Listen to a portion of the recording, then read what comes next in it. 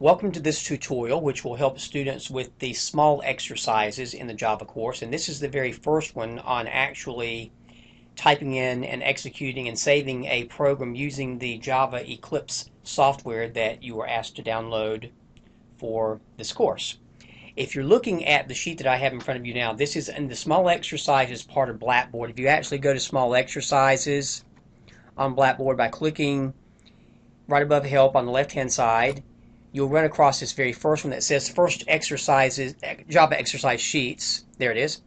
And you'll actually download that assignment. Now again, this has nothing to do with the Android emulator with the cell phones. This is actually just learning the naked or skeletal basic Java language itself. And when you actually open this document, you'll get something like this. I won't actually go through a lot of the reading because hopefully the document itself is self-explanatory and students do need to read. Everything's not hands-on with a programming course. There's some reading that's necessary.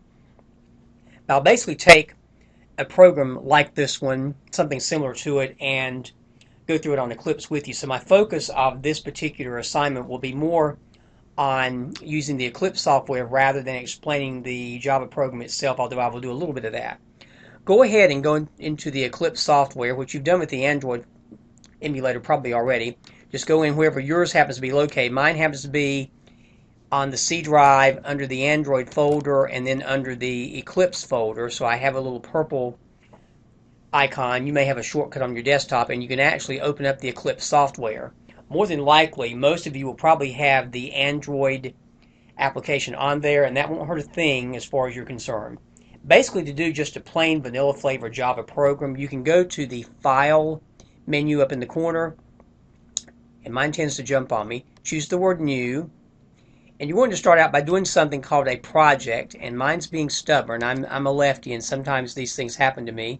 But go to New and choose.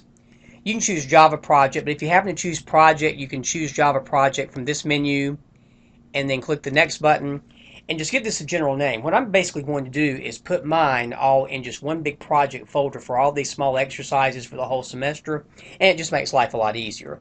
So I'm going to call mine Michael Sisk, and I'll do the same thing when I grade your assignments actually as well. And just use the default location. Click Finish, you should be fine. And over here on the left side of the screen, and I'll go ahead and remove this particular project that I played with a minute ago. You can do that by right-clicking and deleting. But I'll have a project over here called Michael Sisk. And then under that, you will see in time the various small exercise assignments that you'll be doing. You may notice possibly that my cursor is flickering. I hope that doesn't annoy anyone. That's part of the recording mechanism for this software that I'm using to record this video. But once you have this project listed, you can simply go to File then, and instead of choosing under New, instead of choosing the word project, you can choose the word class. Everything in Java basically consists of class, and you'll see that in a lot of the language. Be very patient with the programming language too, and just play kind of the monkey see, monkey do game initially until you get used to the language and the Eclipse and all the routines that go with it. Now, the package is already set up for us, well, in terms of the project, it's already set up for us in terms of Michael Sisk, so you now only have to worry about, in this first dialog box, the name of the class.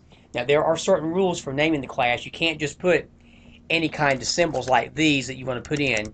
I would say, to make life simple, stick with alphanumeric characters and the underscore just to make things simple. So you can use letters, numbers 0 through 9, and the underscore. It must start with an alphabet letter. For example, if you wanted to call it first program, you could not put Arabic number 1 and then ST. You would have to actually type the word first. So I'll make one. Since you're doing eventually on this little small exercise thing, since you're doing eventually 2 programs, I'll do actually the first one for right now, and I'll just call it first program. I'll call it the word first. You have the option down here, if you like, of actually putting in some method stubs that you would like to create, and one of them you'll use all the time is public static void main. You can check that if you like. I'm going to actually not check it for purposes right now, so I won't have to worry about it. I mean, you can. Again, if you want to do that, that's totally fine. I'm going to leave mine unchecked. And go ahead, if your source folder is not listed right there, go ahead and use Michael Sisk as the source folder. And if it doesn't say Michael Sisk, in my case, Michael Sisk, having a tongue-tied day today, Michael Sisk / source, you can put that in there. And then the name will be first, and then click the finish button. And the emulator will go away, and you'll have just a basic program called first.java. And notice that it says public class first. Now, I'm unlike most instructors. I have this particular type A thing, and I'm not basically a type A personality, except in math and programming. And I like to have my braces on a separate line. That's just me. Most people don't like that, but I like to have a curly brace that opens to the right and a curly brace that opens to the left. And I like to have them side by side. Inside every program that we're doing, at least at this point, you want to have something called public static void main, and in parentheses, capital string. And Java is case sensitive, so you've got to be very precise with your typing. The little square brackets and the word args. Don't worry about these meanings right now. Just deal with it, accept it, as I had to do when I started Java, and I did my first course online as well. And it will get more clear to you as you go along. Don't worry about the little X's. For those of you who may be more nervous, don't worry about the X's so much right now. Just let everything happen naturally. We'll see what happens. Go ahead and type in an opening brace.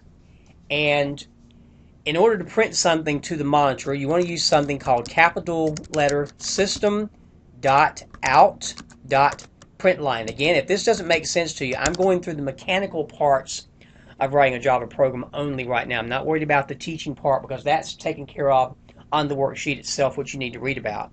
And I'm going to type in my first name, which is Michael. I need to put that in quotes. And everything that's printed inside the print line is always put in parentheses. So I have parentheses, then I have quotes around the name Michael. And their version of ending a sentence is a semicolon. So type in that, semicolon, go to the next line, type another system.out.println, and we call this print line even though it's spelled with an LN. And I'll put the name Sisk, my last name, in quotes, and then that was semicolon. Now, those are my two statements right there. If I wanted to put something that's non-executable in the computer called a comment, I can do that anywhere in the program. I'll just put it at the top right now by putting the two little forward slashes, and I'll type in, this is my first assignment in small exercises. Whatever you want to do there is fine with me. You put your name on it or whatever you like, although your name is in there. All right, this is the program at this point. Now, I'm purposely going to misspell some stuff on purpose, just to let you see how it executes. I'm going to change main to man. I'm going to change print line to PRIT. I'm going to misspell it on purpose. Things like this will happen to you. And sometimes you'll get a warning with a little tiny X beside the sentence, and sometimes you won't. Now, to execute this program, to bake the pie, so to speak, you go to the Run menu at the top and then choose the word Run. Now, you can actually go in and you can go through a process called a compile process, which basically checks for mistakes, like an instructor checking a paper for mistakes. Click the word Run, and one or two things will happen. Of course, right here, you want to go ahead and select a way to run it. We'll choose Application right here if it asks you to do that. And I'll click OK. Now, the computer will give me some mistakes possible. Now, I've got a launch error right here that says selection does not contain a main type. And sometimes I get real cryptic with it, so I need to look at it. I'll click the OK button, and of course, I want to change the word man to the word main, because sometimes we'll misspell. So I'll change this to main. Hopefully you can see this. Now I'll go ahead and run this program another time. It's a series of running, compiling, checking for mistakes, etc. And I'll click OK right here. And again, errors exist in required project. Go ahead and proceed. And at the bottom half of the screen, you will see something called exceptions in thread main, and it usually gives you the line number. In this case, it gives us line 7. We can actually go in and put some line numbers beside of these items, which I probably should have told you, and I'll do that on the next video. But if you look at line 7 up close, it tries to indicate the mistake. It doesn't know necessarily what it is because, again, it's a machine. It doesn't say, hey, buddy, you misspelled print line.